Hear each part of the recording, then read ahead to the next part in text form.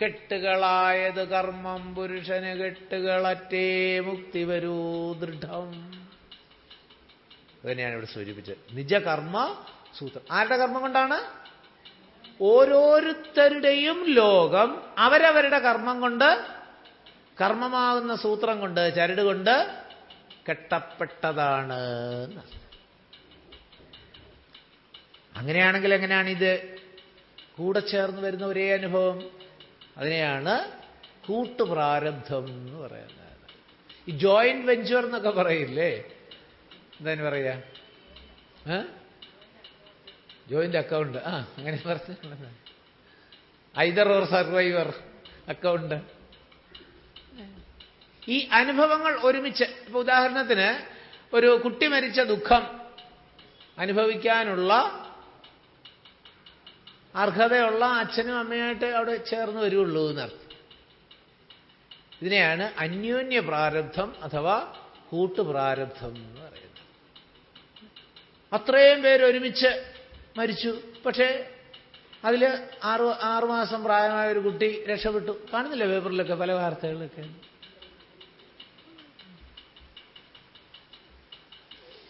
ഇതിനെല്ലാം കാരണം പ്രാരബ്ധാനുഭവങ്ങളാണ്. നന്നായിട്ട് ഓർമ്മയിലിരിക്കട്ടെ.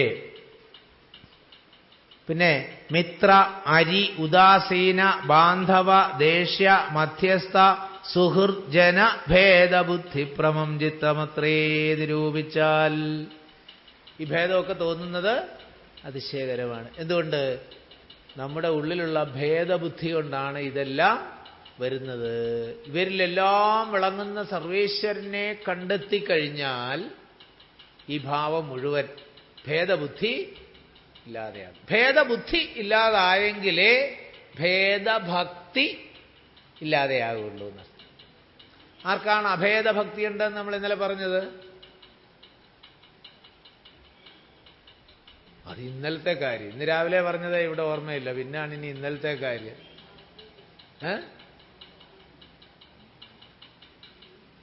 നിന്നിലും എന്നിലും ഉണ്ട് എല്ലാ. അത് കേട്ടപ്പോൾ ചിലർക്കൊക്കെ ഓർമ്മ വന്നത്.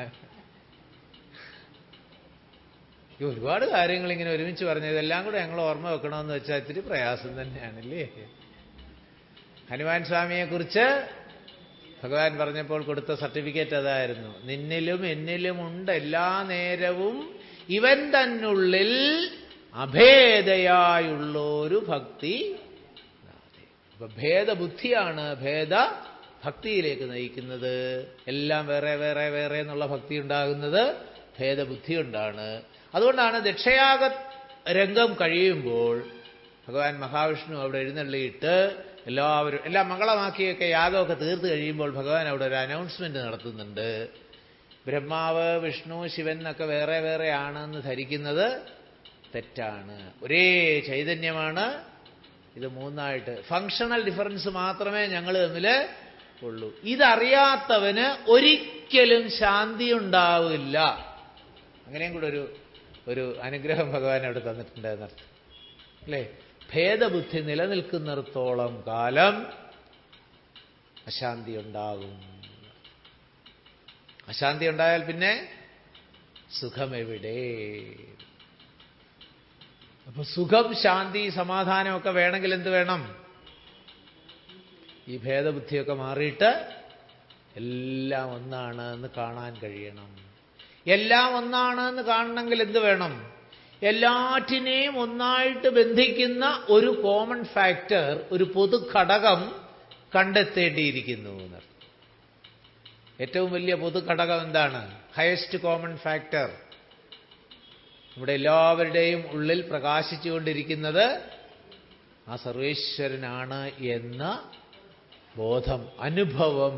അതൊരു തിയറട്ടിക്കൽ നോളജ് അല്ല, പിന്നെ അനുഭവത്തിലാകണം. സമസ്ത ചരാചരങ്ങളിലും ആത്മസ്വരൂപേണ പ്രകാശിക്കുന്ന ചൈതന്യമാണ്. അത് ഭഗവാൻ ആവർത്തിച്ച് ഗീതയിൽ പല ഭാഷകളിൽ പറഞ്ഞു തരുന്നുണ്ട്.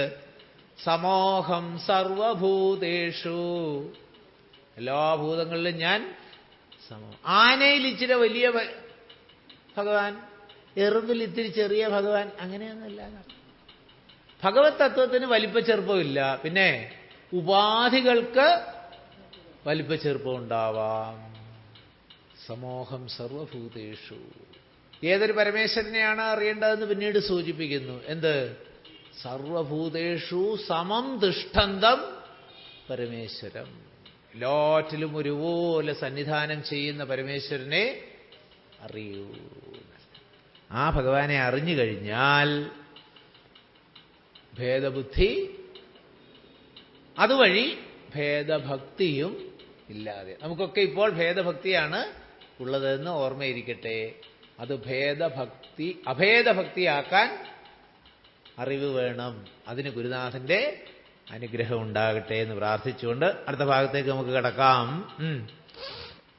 ഭോഗത്തിനായിക്കൊണ്ട് കാമിക്കയും വേണ്ട, ഭോഗം വിധികൃതം വർജിക്കയും വേണ്ട.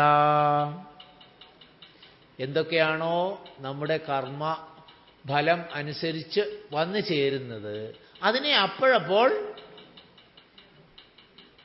സ്നേഹമോ വിരോധമോ വെറുപ്പോ ഒന്നും കൂടാതെ സ്വീകരിച്ചോളൂ.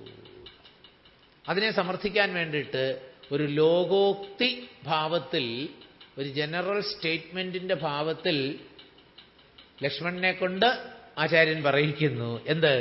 ഭോഗത്തിനായിക്കൊണ്ട് കാമിക്കയും വേണ്ട. ഒരു പ്രത്യേക തരത്തിലുള്ള ഭോഗസുഖം വേണം വേണം എന്ന് പറഞ്ഞിട്ട് ആഗ്രഹിച്ചു വേണ്ട. എന്തുകൊണ്ട്? പച്ച മലയാളത്തിൽ പറയാറില്ലേ, വരാനുള്ളത് ഉറപ്പിക്കുക. ഇത് പറയാറുള്ളതല്ല, നമ്മൾ ഉറപ്പിക്കാറുണ്ടോ? അത് എങ്ങാനും വഴി തങ്ങിയെങ്കിലോ, അതുകൊണ്ട് ഭഗവാനെ അത് വഴി തങ്ങാതെ ഒന്ന് നോക്കിക്കോണേ. ഒരു പ്രത്യേക ഭോഗത്തിന് വേണ്ടിയിട്ട് കാമിക്കുക. പ്രഹ്ലാദൻ ഇത് ഭംഗിയായിട്ട് പ്രഹ്ലാദന്റെ സ്തുതിയിൽ പറയും. സുഖം വരുമ്പോൾ ആരെങ്കിലും ജ്യോത്സ്യന്റെ അടുത്ത് പോയി അന്വേഷിക്കാറുണ്ട്? എനിക്ക് കുറച്ച് ദിവസമായിട്ട് വല്ലാത്ത സുഖം, ആനന്ദം, എന്താ ഒന്നൊന്ന് കബഡി വെച്ച് നോക്കൂ പണിക്കരെ, ആരെങ്കിലും പറയാറുണ്ടോ? അതേസമയത്ത് അസുഖമോ അസ്വസ്ഥതയോ ഇത്തിരി വന്നാൽ ഉടനെ എന്താണെന്നറിയില്ല. ഈ സുഖം വന്നപ്പോ എന്താ ഇങ്ങനെ സുഖം വന്നതെന്ന് ചിന്തിക്കാത്തവര് ഇത്തിരി ദുഃഖം വന്നപ്പോ എന്തിനാ കിടന്നു ഓടുന്നത്? സുഖം വന്നതുപോലെ വന്നതാണ് ഈ ദുഃഖം എന്ന് എന്തുകൊണ്ട് ചിന്തിക്കുന്നില്ല? പ്രഹ്ലാദൻ ഈ പോയിന്റ് വളരെ ഭംഗിയായിട്ട് സ്ട്രെസ് ചെയ്യുന്നു. ഇത് നമ്മുടെ അഭിപ്രായം പറയുന്നതല്ല ഗുരുവായൂരപ്പ നാരായണ. പ്രഹ്ലാദൻ അങ്ങനെ തന്നെ ചോദിക്കുന്നുണ്ട്. അൺഇൻവൈറ്റഡ് ആയിട്ട്, ക്ഷണിക്കാതെ സുഖം വന്നെങ്കിൽ അതുപോലെ വരുന്നതാണ് ദുഃഖമെന്ന് എന്തുകൊണ്ട് മനസ്സിലാക്കുന്നില്ല? സുന്ദരമായ ചോദ്യങ്ങളാണ്. അതിന്റെ വേറൊരു തരത്തിലാണ് ഇവിടെ ലക്ഷ്മണന്റെ വാക്കുകളിൽ കൂടെ കാണുന്നത്. എന്ത്?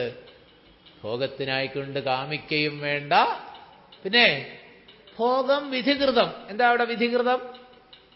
നേരത്തെ പറഞ്ഞിട്ടുണ്ട്. ദൈവം എന്നുള്ള വാക്കിനെ കുറിച്ച് പറഞ്ഞപ്പോൾ നമ്മൾ പറഞ്ഞതാണ്. നമ്മുടെ കർമ്മങ്ങളെ കൊണ്ട് നമുക്ക് വരേണ്ട അനുഭവങ്ങളെ നമ്മൾ സെറ്റ് ചെയ്ത് ഇങ്ങനെ വെച്ചിട്ടുണ്ട് എന്ന്. അതിനെയാണ് വിധി എന്ന് സൂചിപ്പിക്കുന്നത്. ദൈവം എന്നുള്ള വാക്കുകൊണ്ടും അതാണ് സൂചിപ്പിക്കുന്നത്. ദൈവാനുഗ്രഹം ഒക്കെ നമ്മൾ കഴിഞ്ഞ ദിവസം പറഞ്ഞു. അതൊക്കെ ഈ വിധി എന്ന് സൂചിപ്പിക്കുന്നത് അതാണ്. അല്ലാതെ ഭഗവാൻ ഓരോരുത്തരുടെയും ഫയലിൽ ഇന്നതെന്ന് പറഞ്ഞ് വിധി എഴുതി വെച്ചിട്ടൊന്നുമില്ല. ഇയാൾക്കിത് വരട്ടെ, ഇയാൾക്കിത് വരട്ടെ, അങ്ങനെയൊന്നുമില്ല. പിന്നെന്താണ്? ഓരോരുത്തരും അവരവരുടെ കർമ്മം കൊണ്ട് ഓരോ ഫയൽ ഉണ്ടാക്കി വെച്ചിരിക്കുന്നു. അതിൽ അവരവരെഴുതിയിട്ടത് തന്നെ. അപ്പൊ ഈ തലയിലെഴുത്തെന്നൊക്കെ പറഞ്ഞ ആരാ എഴുതിയത്? അവരവരവരുടെ തലയിൽ എഴുതി വെച്ചതായത്. അല്ല ഭഗവാൻ ആരുടെയും തല എടുത്തു വെച്ചിട്ടിങ്ങനെ പിന്നെ എന്ത് ജോലിയായിരിക്കും ഭഗവാനില്ലേ? ഈ കോടാനുകോടി മനുഷ്യരുള്ളവരുടെ തലയിലൊക്കെ എടുത്തു വെച്ച് നാരായം കൊണ്ട് ഇങ്ങനെ എഴുതി എഴുതി. ഹന്തഭാഗ്യം ജനാനാം എന്ന് പറഞ്ഞ എന്താണ്? ജനങ്ങൾ തന്നെയാണ് ഈ ഭാഗ്യവും നിർഭാഗ്യവും ഒക്കെ ഉണ്ടാക്കി വെച്ചത്. അതേ നാണയത്തിലൊരു മറുപടി. ഈ ഭാഗ്യവും നിർഭാഗ്യവും ഒക്കെ ആരാ ഉണ്ടാക്കി വെച്ചത്? ജനാന. നമ്മൾ തന്നെയാണ് ഇതൊക്കെ ഉണ്ടാക്കി വെച്ചിരിക്കുന്നത്. അതുകൊണ്ട് വിധികൃതം. അവിടെ വിധികൃതം എന്ന് പറഞ്ഞാൽ ബ്രഹ്മാവിന് വിധി എന്നൊരു പേരുണ്ട്, വിധാതാവ്. അതുകൊണ്ട് ബ്രഹ്മാവ് തന്നതെന്നൊരു ധാരണ ആർക്കും ഉണ്ടാവരുത്. പിന്നെ അവിടെ വിധികൃതം സൂചിപ്പിക്കുന്നത് എന്താണ്? നമ്മൾ തന്നെ നമ്മുടെ കർമ്മങ്ങളെ കൊണ്ട് ഇങ്ങനെ ശരിയാക്കി വെച്ചിരിക്കുന്നു. പണ്ട് പറയല്ലേ, സമ്പത്ത് കാലത്ത് ആപത്ത് കാലത്ത് കാപത്ത്. വേണ്ട കാലത്ത് വേണ്ടതുപോലൊക്കെ നന്നായിട്ട് ചെയ്തിട്ടുണ്ടെങ്കിൽ അതിൻ്റെയൊക്കെ ഫലം. പണ്ട് സർവീസിൽ ഇരുന്ന കാലത്ത് ശമ്പളമായിട്ടോ കിമ്പളമായിട്ടോ ഒക്കെ വാങ്ങിച്ച് ബാങ്കിൽ ഇട്ടിട്ടുണ്ടെങ്കിൽ ഇന്ന് എന്ത് കിട്ടും? പലിശ കിട്ടും. അതല്ല, അന്നൊക്കെ ഓടി നടന്ന് കടം വാങ്ങിച്ചിട്ടുണ്ടെങ്കിലോ പലിശ കിട്ടുമോ? കൊടുക്കണോ? അനുഭവങ്ങളെ ഇങ്ങനെ കാണാൻ ശ്രമിക്കൂ, വളരെ ഈസിയാണ് എന്ന്. അപ്പൊ ദുഃഖമോ പ്രയാസമോ രോഗമോ ഒക്കെ ഉണ്ടെങ്കിൽ ഉടനെ വിചാരിച്ചോളൂ, എന്ത്? I am paying back the interest on loan already availed. ഉറപ്പിച്ചു. പണ്ട് എടുത്തതിൻ്റെയൊക്കെ പലിശ കൊടുത്ത് തീർക്കുകയാണ് ഇപ്പോൾ. സുഖം അനുഭവിക്കുന്നെങ്കിലോ പണ്ട് ഡെപ്പോസിറ്റ് ചെയ്തതിൻ്റെയൊക്കെ പലിശ ഇപ്പോൾ. ഇത് നമ്മൾ അറിയണമെന്നുണ്ടോ? ഇല്ല. ഡെപ്പോസിറ്റ് ചെയ്ത അതിൻ്റെ കണക്കിന് പലിശ എവിടെ കൂടിക്കൊണ്ടേയിരിക്കും. ഇംഗ്ലീഷിൽ അതിന് അക്രൂ എന്നൊരു വാക്കാണ് പറയുന്നത്. അത് അക്രൂരനല്ല, അക്രൂ. അത് അക്രൂ ചെയ്തുകൊണ്ടേയിരിക്കും, അക്യൂമുലേറ്റ് ചെയ്തുകൊണ്ടേയിരിക്കും. അതിന് നമ്മൾ ശ്രദ്ധിക്കണ്ട. അതുപോലെ തന്നെയാണ് കൊടുക്കാനുള്ള പലിശയും അവരുടെ കണക്കിൽ എഴുതി എഴുതി കൂട്ടിക്കൊണ്ടേയിരിക്കും. ഇത് രണ്ടും അനുഭവമാകും. ഇതിന് നമ്മൾ ശ്രദ്ധിച്ചില്ലെങ്കിൽ ഇത് രണ്ടും നടക്കും എന്ന് പറയുന്നത് പോലെ കർമ്മങ്ങളെ കൊണ്ട് ചെയ്തു വെച്ചിരിക്കുന്നതിൻ്റെ അനുഭവങ്ങൾ അതിൻ്റെ വഴിക്ക് നടന്നോളും. പിന്നെ എന്തിന് കൈയും കാലും ഇട്ട് അടിക്കണം? എത്ര സുന്ദരമായ പ്രയോഗങ്ങളാണ്. ഭോഗത്തിനായിക്കൊണ്ട് കാമിക്കയും വേണ്ട, ഭോഗം വിധികൃതം വർജിക്കയും വേണ്ട. അപ്പൊ അവിടെ വിധികൃതം എന്നുള്ള വാക്കിനെ ഒരിക്കലും ദുർവ്യാഖ്യാനം ചെയ്ത് മനസ്സിലാക്കരുതേ എന്നൊരപേക്ഷ. വിധികൃതം ആരാണ്? നമ്മൾ തന്നെ ഉണ്ടാക്കി വെച്ചതാണ്. ഈ വിധിന്ന് നന്നായിട്ട് ഉറപ്പിക്കൂ എന്നർത്ഥം. മർത്യദേഹം പുണ്യപാപങ്ങളെ കൊണ്ട് നിത്യമുൽപ്പന്നം വിധിവിഹിതം സഹേ. ഈ മർത്യദേഹം എങ്ങനെയാ കിട്ടുന്നത്? ഇന്നലെ സൂചിപ്പിച്ചതാണ്. പുണ്യപാപങ്ങൾ സമമാകുമ്പോഴാണ് മർത്യജന്മം കിട്ടുന്നത്. പുണ്യം കൂടുതലുണ്ടെങ്കിലോ സ്വർഗത്തിൽ ദേവന്മാരായിട്ട് പോവും. പാപം കൂടുതലുണ്ടെങ്കിലോ മനുഷ്യന് താഴെയുള്ള സ്പീഷീസിലേക്കൊക്കെ പോവും. അതേതൊക്കെ പോകണമെന്ന് അവരവർ തീരുമാനിച്ചോളൂ എന്നർത്ഥം. വല്ലവൻ്റെയും ചോര കുടിക്കണമെന്ന് ആഗ്രഹമുള്ളവർക്ക് അടുത്തമല്ലോ. ഈ കൊതുക് പെരുകുന്നത് എന്തുകൊണ്ടാ? എല്ലായിടത്തും പറയാറില്ലേ കൊതുക് കൂടി കൂടി കൂടി വരുന്നത്? എന്തുകൊണ്ട്? ആരൊക്കെയോ ഒരുപാട് പേരിങ്ങനെ ചോര കുടിക്കാനും മറ്റുള്ളവന്റെ ഒക്കെ അവർക്ക് അടുത്ത ജന്മം എന്തായിട്ട് കിട്ടും? കൊതുകായിട്ട് കിട്ടും. സംശയം. ഇങ്ങനെ എന്തൊക്കെ വാസനകളാണോ നമ്മൾ സെറ്റ് ചെയ്ത് റെഡിയാക്കി വെച്ചിരിക്കുന്നത് അതിനനുസരിച്ചുള്ള അനുഭവങ്ങൾ വന്നുകൊണ്ടേയിരിക്കും. ഇപ്പൊ മർത്യദേഹം പുണ്യപാപം സമമാകുമ്പോഴാണ് കിട്ടുന്നത്. അപ്പൊ പിന്നെ ഇവിടെ വന്നിട്ട് എന്താ ചെയ്യേണ്ട? മർത്യദേഹം കിട്ടിക്കഴിഞ്ഞാല് ബോധപൂർവം വിവേകപൂർവം കർമ്മങ്ങൾ ചെയ്ത് പാപകർമ്മങ്ങളെ ക്ഷയിപ്പിക്കണം. എന്നിട്ട് പോകാനാവുമ്പോഴത്തേക്ക്, ദേഹം ഉപേക്ഷിക്കാനാവുമ്പോഴത്തേക്ക് പുണ്യവും പാപവും ഒക്കെ ഇല്ല. ക്ലോസിംഗ് ബാലൻസ് നിൽ. ഇതാക്കിയെടുത്താൽ രക്ഷപ്പെട്ടു. പക്ഷെ പലപ്പോഴും എന്താ സംഭവിക്കുക? ഓപ്പണിംഗ് ബാലൻസ് 100, അഡീഷൻ 100, 200, ക്ലിയറൻസ് 1, ബാക്കി 199 നമ്മൾ പോകുന്നത്. കൊണ്ടുവന്നത് 100 ആണെങ്കിൽ തിരിച്ചു പോകുമ്പോൾ അതിൻ്റെ എത്രയോ ഇരട്ടി വാസനകളെ സമ്പാദിച്ചുകൊണ്ടാണ് പോകുന്നത്. ഇങ്ങോട്ട് വന്നപ്പോൾ ചെറിയ ഒരു പ്ലാസ്റ്റിക് സഞ്ചി നിരോധിച്ചിരിക്കുന്നതുകൊണ്ട് മറ്റേ സഞ്ചിയിലാണ് കൊണ്ടുവന്നത്. തിരിച്ചു പോകുന്നതോ ചാക്കുകെട്ടെടുക്കാൻ വയ്യാതെ. കർമ്മം കൊണ്ടു കളിക്കുന്നതിങ്ങനെ. ഈ കർമ്മം കൊണ്ടുള്ള കളിയാണ് നടക്കുന്നത് മുഴുവൻ. ഇതൊക്കെ ശരിക്കും നമ്മൾ മനസ്സിലാക്കണം. നമ്മളിതൊക്കെ കുറച്ച് തമാശ കലർത്തി പറയുന്നതിന് വേണ്ടിയിട്ടാണ്, ഉള്ളിൽ നന്നായിട്ടൊന്ന് ഉറയ്ക്കാൻ വേണ്ടിയിട്ടാണ്. വളരെ സീരിയസ് ആയിട്ട് മാത്രം ഇവിടെ ഇരുന്ന് പറഞ്ഞാൽ കുറച്ച് പറഞ്ഞു കഴിയുമ്പോൾ നോക്കുമ്പോൾ മുമ്പിൽ ആരും ഉണ്ടാവില്ല. നിലനിൽപ്പിന്റെ പ്രശ്നമാണല്ലോ. അതുകൊണ്ട് നമ്മൾ ഇത്തിരിയൊക്കെ ഇങ്ങനെ അതാണ് ഗുരുവായൂരപ്പ. ഉള്ളിൽ നന്നായിട്ട് ഉറപ്പിക്കേണ്ട തത്വങ്ങളാണ് രാമായണത്തിൽ കൂടി നമ്മെ ആചാര്യൻ പഠിപ്പിക്കുന്നത്. ജീവിതത്തിൽ എത്രമാത്രം നമ്മെ ഇത് ഉയർത്താൻ സഹായിക്കുന്നു എന്ന് നോക്കൂ. 6-ാം അധ്യായം ഭഗവാൻ ഉറപ്പായിട്ട് പറയും. എന്ത്? ഉദ്ധരേത് ആത്മനാ. നിനക്കുയരണമെന്നുണ്ടെങ്കിൽ ഒരു ഭഗവാന്മാരും വന്ന് നിന്നെ ആര് വേണം? ഓരോരുത്തരും അവരെ തന്നെ ഉയർത്തണം. കഴിഞ്ഞ ദിവസം രാജാരൻ സൂചിപ്പിച്ചതുപോലെ സാക്ഷാൽ ശ്രീകൃഷ്ണ ഭഗവാൻ മകനായിട്ട് ജനിച്ചിട്ട് വസുദേവരെയും ദേവകിയെ ഉയർത്താൻ അദ്ദേഹത്തിന് കഴിഞ്ഞില്ല. പാവം. ജനിച്ചപ്പോഴേ എന്താ പറഞ്ഞത്? പുത്രഭാവത്തിലും ബ്രഹ്മഭാവത്തിലും നിങ്ങൾ എന്നെ ചിന്തിച്ച് സദ്ഗതി അടഞ്ഞോളൂ. അല്ല, ഞാൻ നിങ്ങൾക്ക് മോക്ഷം തരാമെന്ന് 2 കൈയല്ല വേണേ ഭഗവാൻ 4 കൈയും കൊണ്ട് പറയാമായിരുന്നു. പറഞ്ഞില്ല എന്നർത്ഥം. അതുകൊണ്ട് ഉത്തരേതാത്മനാത്മാനം, ഓരോരുത്തരും സ്വയം ഉയരാൻ ഉറപ്പിക്കുക. എന്നിട്ട് അതിനായിട്ടുള്ള കഠിന പ്രയത്നം ചെയ്യുക. ലോകത്തൊരു ശക്തിക്കും ഉയരാൻ തീരുമാനിച്ചെങ്കിൽ അതിൽ നിന്ന് നിങ്ങളെ തടയാൻ ഒരു ശക്തിക്കും കഴിയുകയില്ല. അതേപോലെ മറ്റേതും എന്ത്, നശിക്കാൻ സ്വയം തീരുമാനിച്ചാൽ പറയണ്ടല്ലോ ബാക്കി. അപ്പൊ ഇത് ഉയരാനും താഴാനുമുള്ള പൂർണ്ണമായ ഉത്തരവാദിത്വം ആർക്കിരിക്കുന്നു? നമ്മുടെ ഓരോരുത്തരുടെയും പക്കൽ തന്നിരിക്കുന്നു. ഭോഗത്തിനായിക്കൊണ്ട് കാമിക്കുകയും വേണ്ട, ഭോഗം വിധികൃതം വർജിക്കുകയും വേണ്ട ഒക്കെ സൂചിപ്പിച്ചു. പിന്നെ സുഖദുഃഖങ്ങളെക്കുറിച്ച് നല്ലൊരു പ്രയോഗം പറഞ്ഞിട്ടുണ്ട്. ദുഃഖമധ്യേ സുഖമായും വരും, പിന്നെ ദുഃഖം സുഖമധ്യ സംസ്ഥമായും വരും, രണ്ടും അന്യോന്യ സംയുക്തമായേവനും ഉണ്ട് ജലഭംഗമെന്ന പോലെ സഖേ. ആർക്കെങ്കിലും ജീവിതം മുഴുവൻ സുഖമായിട്ടോ ജീവിതം മുഴുവൻ ദുഃഖമായിട്ടോ ഉണ്ടോ? സുഖവും ദുഃഖവും കൂടാതെ കണ്ട് ഒരുവനുമുണ്ടോ എന്ന് ചോദിച്ചാൽ എന്താ അർത്ഥം? എല്ലാവർക്കും ഈ സുഖവും ദുഃഖവും ഒക്കെ ഉണ്ട്. ഇതൊക്കെ ഇങ്ങനെ മാറി മാറി വന്നുകൊണ്ടേയിരിക്കും. എങ്ങനെ?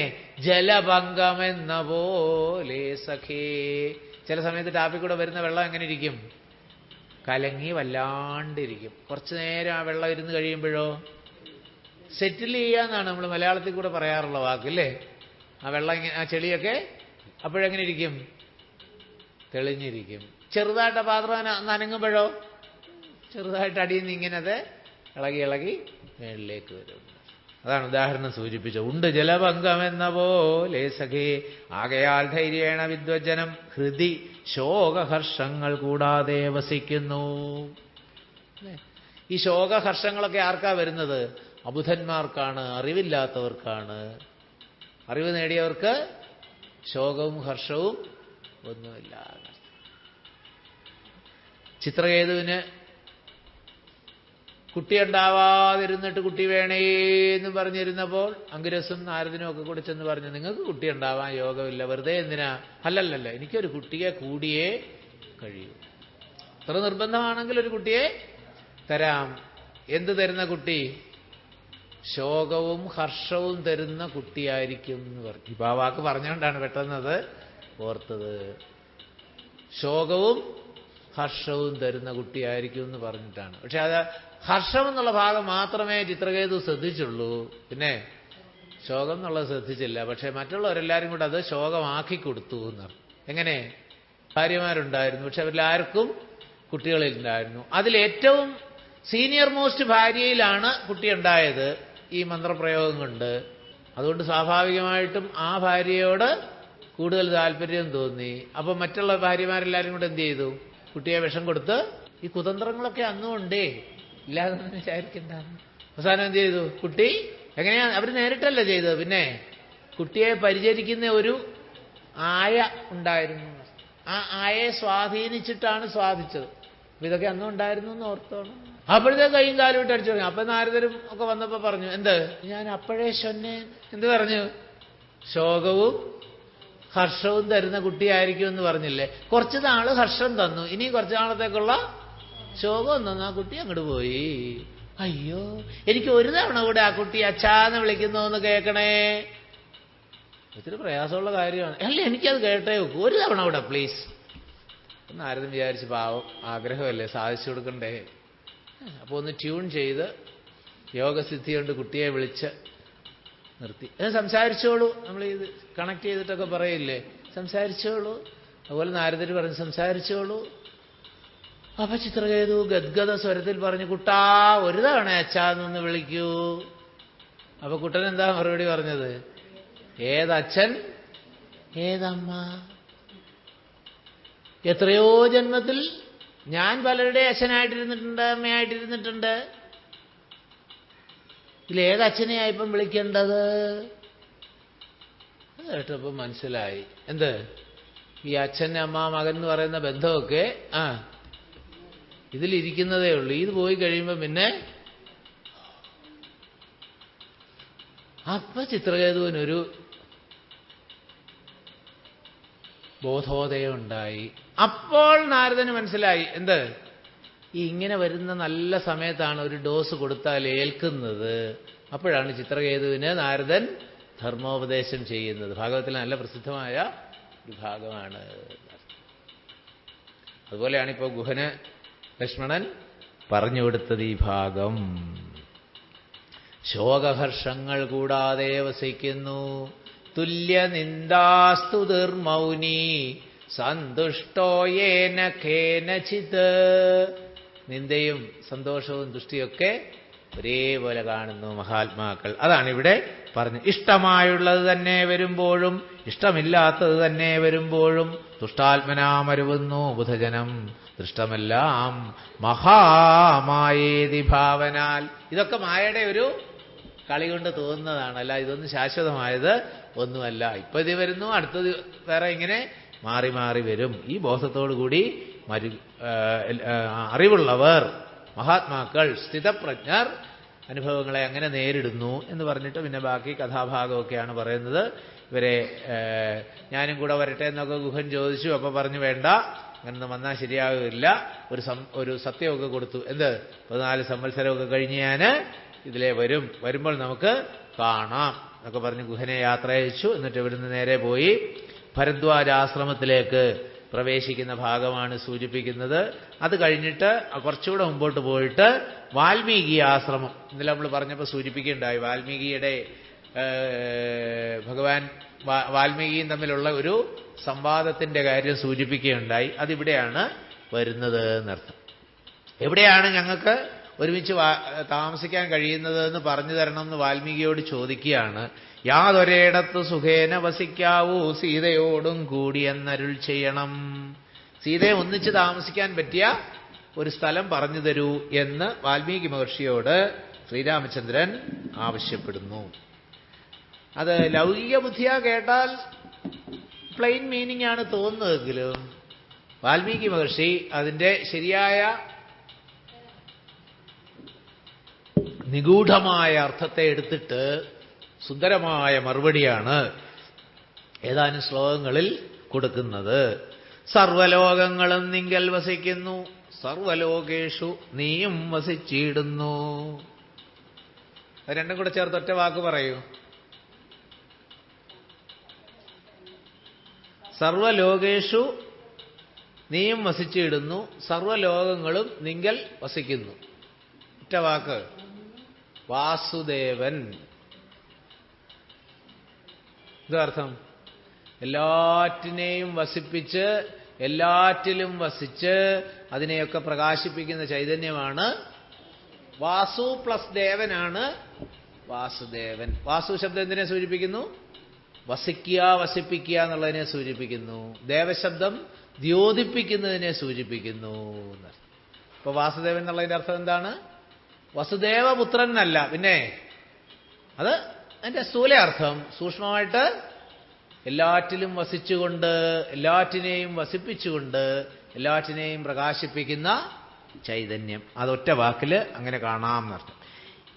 ഇങ്ങനെ സാധാരണ നിവാസസ്ഥലം അങ്ങനെയാകയാലും തിചൊല്ലാവതും സീതാസഹിതനായി വാഴുവാൻ ഇന്നൊരു ഭേദം വിശേഷേണ ചോദിക്കുക. കാരണം അങ്ങനെ ചോദിച്ചതുകൊണ്ട് ഞാനൊരു മറുപടി പറയാം. സീതയോടുകൂടി ഞാൻ എവിടെ വസിക്കണമെന്നല്ല ചോദിച്ചത് എന്നാണ്. അതുകൊണ്ട് ഞാൻ അതിന് മറുപടി പറയാൻ. സുന്ദരമായ ഒരു ഭാഗമാണ്. എന്താ പറയുന്നത്? സന്തുഷ്ടരായി സമദൃഷ്ടികളായി ബഹുജന്തുക്കളിൽ ദ്വേഷഹീനമതികളായി ശാന്തരായി നിന്നെ ഭജിപ്പവർ നമ്മുടെ സ്വാന്തം നിനക്കു സുഖവാസമന്ദിരം. സുന്ദരമായ പ്രയോഗമാണ്. എത്രയോ സമയം ഇങ്ങനെ അതിനെക്കുറിച്ച് പറയുകയും ആസ്വദിക്കുകയും ചെയ്യാവുന്ന ഒരു ഭാഗമാണ്. എന്താണ് പറഞ്ഞത്? സന്തുഷ്ടരായി സമദൃഷ്ടികളായി ബഹുജന്തുക്കളിൽ ദ്വേഷഹീനമതികളായി. ഇതെല്ലാം കൂടെ ചേർത്ത് ഭഗവാൻ 12-ാം അധ്യായത്തിലെ 13-ാമത്തെ ശ്ലോകത്തിൽ പറഞ്ഞിരിക്കുന്ന ഒറ്റ വാക്ക് മതി എന്നറിയും. ഭക്തന്റെ ലക്ഷണം ഭഗവാൻ പറഞ്ഞു തുടങ്ങുന്നു 13 മുതൽ 19 വരെയുള്ള ശ്ലോകങ്ങളിൽ. അതിലാദ്യം പറയുന്ന ലക്ഷണം എന്താണ്? അദ്വേഷ്ടാ സർവഭൂതാനാം മൈത്രകരുണയേവച. അതിലെ ആ ഒറ്റ വാക്ക് മതി ഇത് മുഴുവൻ സൂചിപ്പിക്കാൻ. ഇത് തമ്മിലൊക്കെ എത്ര ഭംഗിയായ ബന്ധം മനസ്സിലാക്കും. ഈ കൂട്ടിവായിക്കലാണ് നമുക്കിതൊക്കെ ആസ്വാദനത്തിനുള്ള രംഗമൊരുക്കി തരുന്നത്. സന്തുഷ്ടരായി, സമദൃഷ്ടികളായി, എല്ലാറ്റിനെയും ഒരേപോലെ കാണാൻ കഴിയുന്നു. നേരത്തെ സൂചിപ്പിച്ചു, എല്ലാറ്റിനെയും ഒരേപോലെ കാണണമെങ്കിൽ എല്ലാറ്റിനെയും ഒരുപോലെ ബന്ധിച്ചിരിക്കുന്ന കോമൺ ഫാക്ടർ, പൊതുഘടകത്തെ കണ്ടെത്താൻ കഴിയണം. നമ്മെ എല്ലാവരെയും കൂടെ ബന്ധിച്ചിരിക്കുന്നത് എന്താണ്? നമ്മുടെ എല്ലാവരുടെയും ഉള്ളിൽ പ്രകാശിച്ചുകൊണ്ടിരിക്കുന്ന ഓരോ ഫാക്ടേഴ്സായിട്ട് നോക്കിയിട്ട് ഡിസ്മിസ് ചെയ്ത് നോക്കൂ. സാരി എടുത്തവർന്ന് മാത്രം പറയാമോ? പാടില്ല. ചുരിദാർ ഇട്ടവർന്ന് മാത്രം പറയാമോ? പാടില്ല. മുണ്ടെടുത്തവർ അല്ലേ? ഇങ്ങനെ ഓരോന്നോരോന്നോരോന്ന് നീക്കി കഴിഞ്ഞാൽ നമ്മുടെ എല്ലാവരിലുമുള്ള ഒരു പൊതുഘടകം എന്ത് പറയാം? നമ്മളെല്ലാവരും ഇപ്പോൾ ജീവനോടുകൂടി, സ്വല്പം കഴിഞ്ഞാൽ എന്താണെന്ന് അറിഞ്ഞുകൂടാ, ഇപ്പോഴും ഇതാണ് ഏറ്റവും വലിയ പൊതുഘടകം. അത് കണ്ടെത്തിയാൽ ബാക്കിയുള്ള എന്താ പറയുക, ഭേദബുദ്ധിയൊക്കെ നമ്മൾ മറക്കുന്നു. ഭേദബുദ്ധി കാണുന്നതൊക്കെ ഏത് തലത്തിലാണ്? ശരീരത്തിന്റെ തലത്തിൽ. ഇത് പുരുഷനാണ്, ഇത് സ്ത്രീയാണ്, ഇത് പ്രായമായ ആളാണ്, ഇത് ചെറുപ്പമാണ്. ഇതൊക്കെ ഏത് തലത്തിലാണ് കാണുന്നത്? ശരീരത്തിന്റെ തലത്തിലാണ്. അതുകൊണ്ടാണ് അങ്ങനെ സൂചിപ്പിച്ചത് എന്നർത്ഥം. അപ്പൊ സന്തുഷ്ടരായി, സമദൃഷ്ടികളായി, ബഹുജന്തുക്കളിൽ ദ്വേഷഹീനമതികളായി, എല്ലാ ജന്തുക്കളിലും ദ്വേഷമില്ലാതിരിക്കുന്നു. മാ വിദ്വിഷാവഹൈ, ശാന്തിമന്ത്രത്തിൽ ജപിക്കില്ലേ? ഒന്നിനോടും വിദ്വേഷമില്ലാതിരിക്കട്ടെ. വിദ്വേഷമില്ലാതിരിക്കണമെങ്കിൽ എന്ത് വേണം? അൺകണ്ടീഷണലായിട്ട് എല്ലാറ്റിനെയും സ്നേഹിക്കാൻ കഴിയണം. അൺകണ്ടീഷണലായിട്ട് സ്നേഹിക്കാൻ കഴിയണമെങ്കിലോ എല്ലാറ്റിലുമുള്ള ആത്മഭാവത്തെ കണ്ടെത്തണം. ഇൻഡയറക്റ്റായിട്ട് നമ്മൾ അവിടെയാണ് എത്തുന്നത് എന്ന് മനസ്സിലാക്കാമെന്നർത്ഥം. പിന്നെയോ, ശാന്തരായി നിന്നെ ഭജിപ്പവർതം മുടേ സ്വാന്തം നിനക്കു സുഖവാസമന്ദിരം. സ്വാന്തം എന്ന് പറഞ്ഞാൽ മനസ്സ്, ഹൃദയം. അപ്പൊ എന്താ സൂചിപ്പിച്ചത്? അങ്ങനെ ശാന്തരായിട്ട് ഭഗവാനെ ആര് ഭജിക്കുന്നുവോ അവരുടെ ഹൃദയം ഭഗവാന് വസിക്കാൻ പറ്റിയ സ്ഥലമാണ് എന്ന് പറഞ്ഞാൽ എന്താ അർത്ഥം? നിയമിനാം ഹൃദയ നിലയനൻ രാമായണത്തിൽ വരുന്ന ഭഗവാന്റെ ഒരു പേരാണ്. മനോനിയന്ത്രണം സാധിച്ച ആളുകളുടെ ഹൃദയത്തിൽ വസിക്കുന്നവൻ എന്ന് പറഞ്ഞാൽ എന്താ അർത്ഥം? അത് സാധിക്കാത്തവരുടെയൊക്കെ ഹൃദയത്തിൽ പിന്നെ ആരാ? പിശാചാണ്. ആലോചിച്ച് നോക്കൂ, എന്താ അതിന്റെ പ്രത്യേകത? ആ തത്വം അറിഞ്ഞവർക്ക് മാത്രമേ എൻ്റെ ഉള്ളിൽ ഭഗവാൻ ഉണ്ട് എന്ന് അറിയാൻ സാധിക്കുന്നുള്ളൂ. അല്ലാത്തവർ ഭഗവാൻ എവിടെയോ ഇരിക്കുകയാണെന്ന് തെറ്റിദ്ധരിക്കുന്നു. വീണ്ടും 15-ാം അധ്യായം കോട്ട് ചെയ്യണം. യതന്തോ യോഗിനശ്ചൈനം പശ്യന്ത്യാത്മന്യവസ്ഥിതം. ശരിക്കും ഭഗവാനെ പൂജിക്കുന്നവർ എവിടെയാ ഭഗവാനെ കാണുന്നത്? ആത്മനീ അവസ്ഥിതം പശ്യന്തി, ഉള്ളിൽ പ്രകാശിച്ചുകൊണ്ടിരിക്കുന്ന ചൈതന്യത്തെ കാണുന്നു. അതാണിവിടെ സൂചിപ്പിച്ച സ്വാന്തം നിനക്ക് സുഖവാസമന്ദിരം. നിത്യധർമാധർമ്മമെല്ലാം ഉപേക്ഷിച്ച് ഭക്തിയാ ഭവാനെ ഭജിക്കുന്നവരുടെ ചിത്തസരോജം ഭവാനിരുന്നിടുവാൻ ഉത്തമമായി വിളങ്ങിയിടുന്ന മന്ദിരം. നിത്യധർമാധർമ്മമെല്ലാം ഉപേക്ഷിച്ച് സർവധർമാൻ പരിത്യജ്യ മാമേകം ശരണം വ്രജ. അവിടെ എന്താ സൂചിപ്പിക്കുന്നത്? ശരിക്കല്ലാത്ത ആത്മധർമ്മം ഒഴികെ ബാക്കി ശരീരത്തിൻ്റെയും മനസ്സിൻ്റെയും ഒക്കെ തലങ്ങളിൽ ഒരുപാട് ധർമ്മങ്ങളെ നമ്മൾ നമ്മുടേതായിട്ട് വലിച്ചു വെച്ചിട്ടുണ്ട്. ഉദ്ധവരോട് ഭഗവാൻ പറഞ്ഞു കൊടുക്കുന്നത് എന്താണ്? ആദ്യമേ ത്വം തു സർവം പരിത്യജ്യ സ്നേഹം സ്വജനബന്ധുഷു മയ്യാവേശ്യ മന സമ്യക് സമദൃക് വിചരസ്വഗാം. ഏകാദശം തുടങ്ങുന്നിടത്ത് ഭഗവാൻ ഉപദേശിക്കുന്നതാണ്. ത്വം തു സർവം പരിത്യജ്യ, സർവധർമാൻ. നോക്ക വാക്കുകളുടെ അത് തന്നെയാണ് ഇവിടെയും സൂചിപ്പിക്കുന്നത് എന്നർത്ഥം. നിത്യധർമാധർമ്മമെല്ലാം ഉപേക്ഷിച്ചിട്ട് കൊണ്ട് മാത്രമല്ല, പിന്നെ ഭക്ത്യാ ഭവാനെ ഭജിക്കുന്നവരുടെ, ഭക്തിയോട് കൂടിയിട്ട് ആരാണോ ഭഗവാനെ ഭജിക്കുന്നത്, അപ്പോൾ ഭഗവാനെ ശരണം പ്രാപിക്കുക എന്ന ഒരു ധർമ്മം ഒഴികെ ബാക്കി ധർമ്മങ്ങളെ മുഴുവൻ ഉപേക്ഷിക്കൂ. അതും ഒരു ധർമ്മമാണ്. പക്ഷെ ആ ധർമ്മം ഉപേക്ഷിക്കാൻ പറഞ്ഞില്ല. പിന്നെ അതൊഴികെ ബാക്കിയുള്ള ധർമ്മങ്ങളെ എല്ലാം ഉപേക്ഷിച്ചിട്ട് പൂർണ്ണമായിട്ട് ഭഗവാനെ ശരണം പ്രാപിച്ചിട്ട് അപ്പോഴാരാകാൻ സാധിക്കും? നിർദ്വന്ദ്വരായി. ഇതർത്ഥം ദ്വന്ദ്വബുദ്ധി ഇല്ലാതായവർ എന്നർത്ഥം. നിർദ്വന്ദ്വോ നിത്യസത്വസ്ഥ നിർയോഗക്ഷേമ ആത്മവാൻ. ഗീതയിൽ ഭഗവാൻ ഉപദേശിച്ചു. നിർദ്വന്ദ്വോ എന്ന് പറഞ്ഞാൽ എന്താണ്? സുഖം ദുഃഖം ശീതം ഉഷ്ണം മാനം അപമാനം നിന്ദാസ്തുതി ഇവയിൽ നിന്നൊക്കെ ഉയർന്നു നിൽക്കാൻ കഴിയണം. തുല്യനിന്ദാസ്തുതിർമൗനി സന്തുഷ്ടോ യേന കേനചിത് അനികേത സ്ഥിരമതിഹി ഭക്തിമാൻ മേ പ്രിയോ നരഹ. അനികേത സ്ഥിരമതിഹി, അതൊക്കെയാണ് ഇവിടെ സൂചിപ്പിക്കുന്നത്. പിന്നെയോ നിത്യവും നിന്നെ ശരണമായി പ്രാപിച്ച് നിർദ്വന്ദ്വരായി നിസ്പൃഹരായി നിരീഹരായി.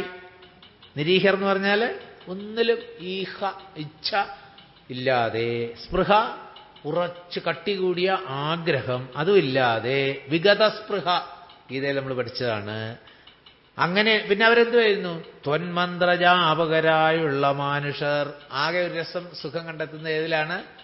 ഭഗവത് നാമം ഇങ്ങനെ ജപിച്ചുകൊണ്ടേയിരിക്കുന്നു. ഈ ജപം അധരവ്യായാമമല്ല, പിന്നെ ഉള്ളുകൊണ്ടുള്ളതാണ്. മനസ്സിങ്ങനെ അല്ലേ? ഏറ്റവും ഉത്തമമായ ജപം ഏതാണ്? മാനസിക ജപം. ഉറച്ചുള്ള മന്ത്രജപം നികൃഷ്ടം. ചെറിയ ശബ്ദത്തിൽ ജപിക്കുന്നത് മധ്യമം. ഉത്തമമായ ജപം മനസ്സുകൊണ്ട് മാത്രം, ചുണ്ടുപോലും അനങ്ങാതെ മനസ്സ് പൂർണ്ണമായിട്ട്, കണ്ണടച്ചായാലും കണ്ണടയ്ക്കാതായാലും മനസ്സിങ്ങനെ ആ ജപം തീർന്നുകൊണ്ടേയിരിക്കുന്നു. ഉറങ്ങാൻ കിടക്കുമ്പോഴൊക്കെ ഈ ഇത് പരിശീലിച്ചാൽ എന്തുവരും?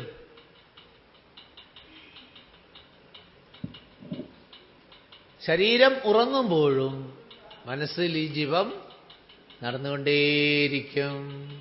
അതേ മന്ത്രജപത്തോടുകൂടി രാവിലെ ഉണരുന്നത്, രാവിലെ അല്ല രാത്രി ആയാലും ഉണരുന്നത് അനുഭവിക്കാൻ സാധിക്കും. സംശയമുണ്ടെ പരീക്ഷിച്ചോളൂ.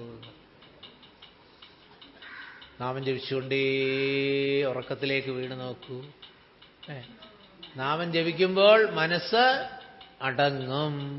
മനസ്സടങ്ങിയെങ്കിലേ ഉറങ്ങാൻ സാധിക്കും.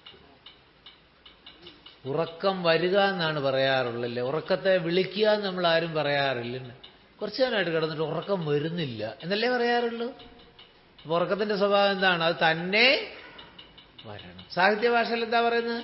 നിദ്രാദേവി എന്നെ ആലിംഗനം ചെയ്യുന്നില്ലല്ലോ സഖേ. അടുത്ത് കിടന്നവർ വിചാരിച്ച് വേറെ ആരെയോ സങ്കല്പിച്ച ഇങ്ങോര് വിളിച്ചു പറയുന്ന. അപ്പൊ ഉറക്കം വരിക എന്നാണ് പറയുന്നത്. നമുക്ക് ചെയ്യാവുന്നത് എന്താണ്? ഉറങ്ങാനുള്ള അനുകൂല സാഹചര്യങ്ങൾ, കൺഡ്യൂസീവ് അറ്റ്മോസ്ഫിയർ സൃഷ്ടിച്ചിട്ട് ചുമ്മാ കിടന്നു കൊടുക്കുക എന്നർത്ഥം. ബാത്റൂമിലൊക്കെ പോയി കൈയും കാലും ഒക്കെ കഴുകി, പല്ലുമൊക്കെ തേക്കുന്ന സ്വഭാവമുള്ളവരാണെങ്കിൽ പല്ലും തേച്ച് വെള്ളമൊക്കെ പിടിച്ച്, മരുന്ന് കഴിക്കുന്നെങ്കിൽ മരുന്നൊക്കെ കഴിച്ചിട്ട് വന്നിട്ട് ഇത്തിരി നാമം ജപിച്ച്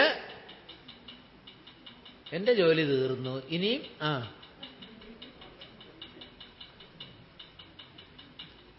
ആ സമയത്ത് ഈ മന്ത്രജപത്തോടുകൂടി മനസ്സടങ്ങുമ്പോൾ ഉറങ്ങുമ്പോഴും ഈ ജപം തുടർന്നുകൊണ്ടേയിരിക്കും. ഉണരുമ്പോൾ അതേ മന്ത്രജപത്തോടുകൂടി ഉണരാനും കഴിയും. സംശയം ഉണ്ടെങ്കിൽ നോക്കിക്കോളൂ എന്നത്. ത്വന്മന്ത്രജാപകരായുള്ള മാനുഷർ തന്മനപ്പങ്കജം തേ സുഖമന്ദിരം.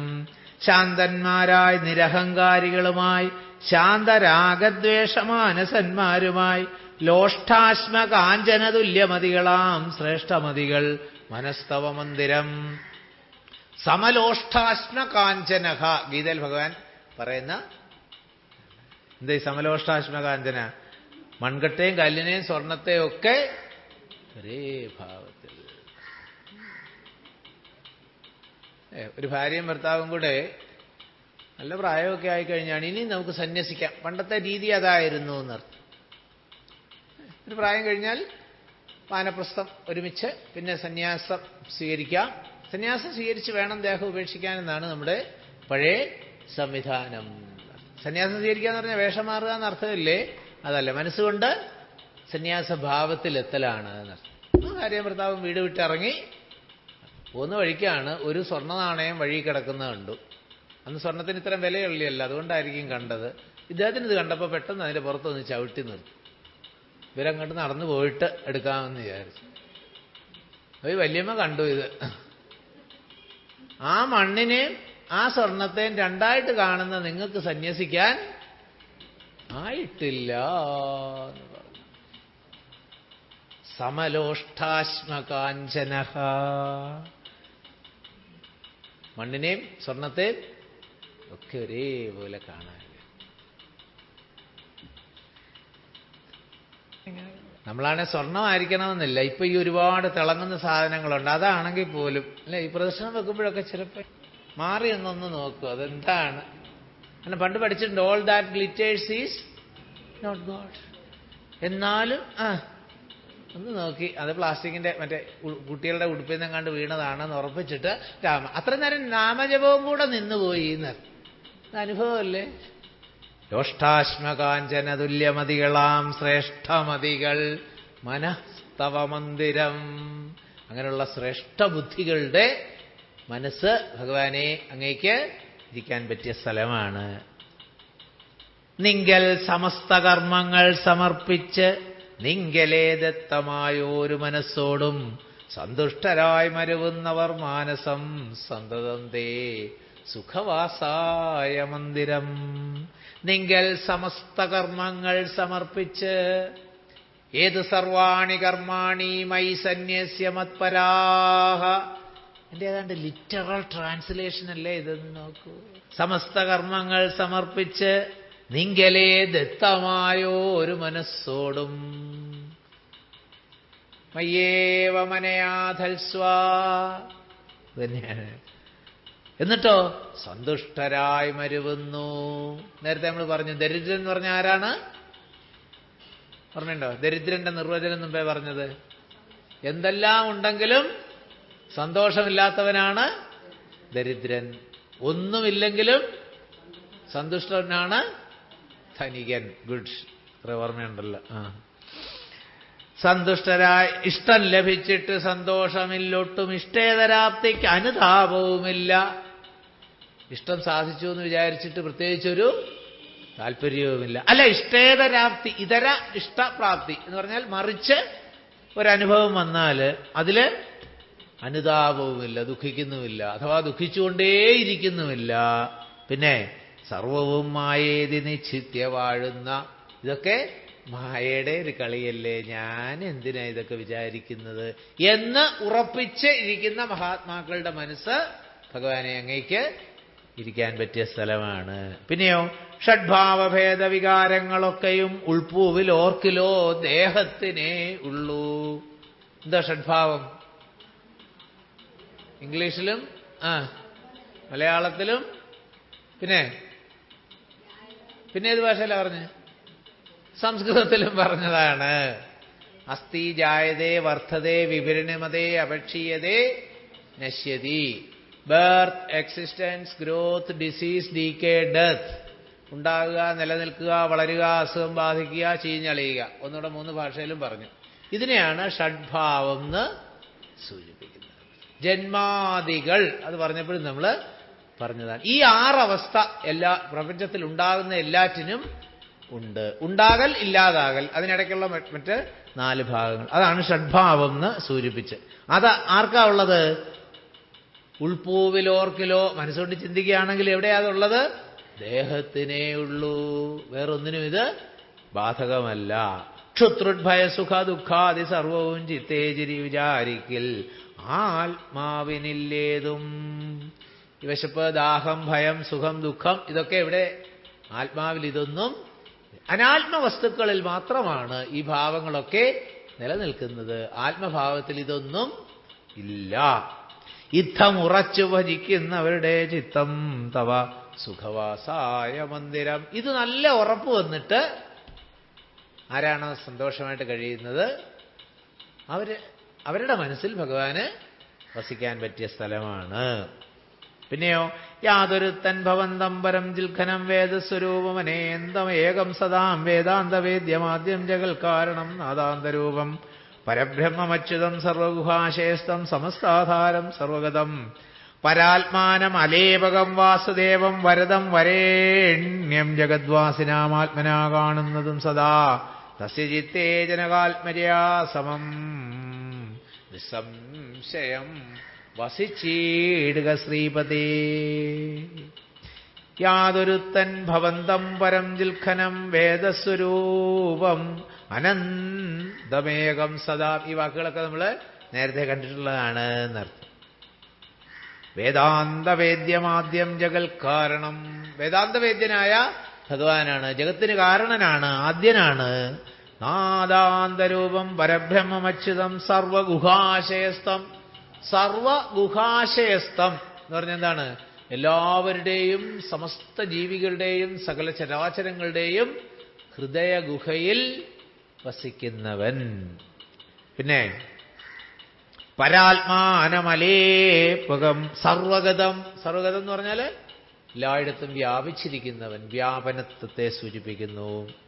പിന്നെ അലേപകം. അലേപകം എന്ന് പറഞ്ഞാൽ ഒന്നിനോടും ഒട്ടലില്ലാത്തത്. നല്ലൊരു ഉദാഹരണം ഭഗവത്ഗീത പറയും. എന്ത്?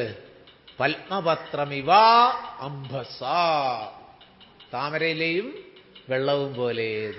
താമരയിലയിൽ വെള്ളം ഇരിക്കുമ്പോൾ എന്തുപോലാ തോന്നുന്നത്?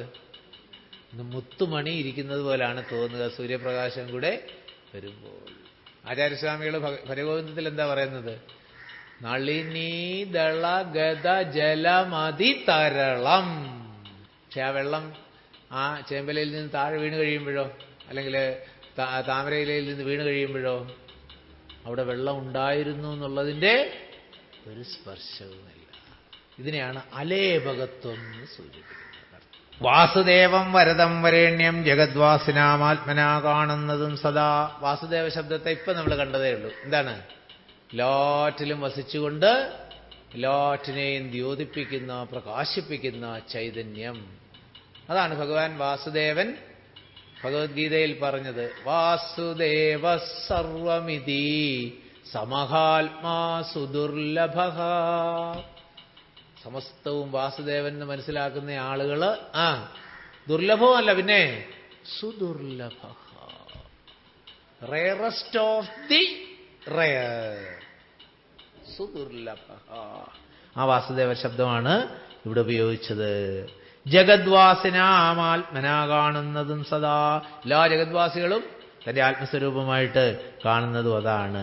തസ്യ ചിത്തേ ജനകാത്മജയാ സമം നിസ്സംശയം വസിച്ചീടുക ശ്രീപതേ.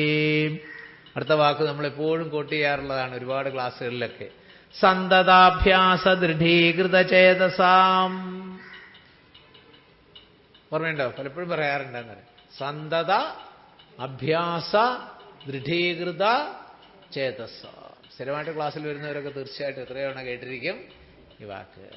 നിരന്തരമായ അഭ്യാസം കൊണ്ട് ദൃഢീകൃതമായ ചേതസ്. സുന്ദരമായ ഒരു പ്രയോഗമാണ്. സന്തതം ത്വൽപാദ സേവാരതാത്മനാം. ഇപ്പോഴും ഭഗവത് സേവയിൽ രതി, ആനന്ദം കണ്ടെത്തുന്നവർ എന്ന് പറഞ്ഞ എന്താ അർത്ഥം? ഈ പ്രപഞ്ചത്തിലുള്ളത് മുഴുവൻ ഭഗവത് സ്വരൂപമാണെന്ന് കണ്ടിട്ട് എല്ലാറ്റിനെയും ഭഗവത് സ്വരൂപമായിട്ട് ആരാധിക്കുന്നു. യാതൊന്ന് കണ്ടതത് നാരായണ പ്രതിമ.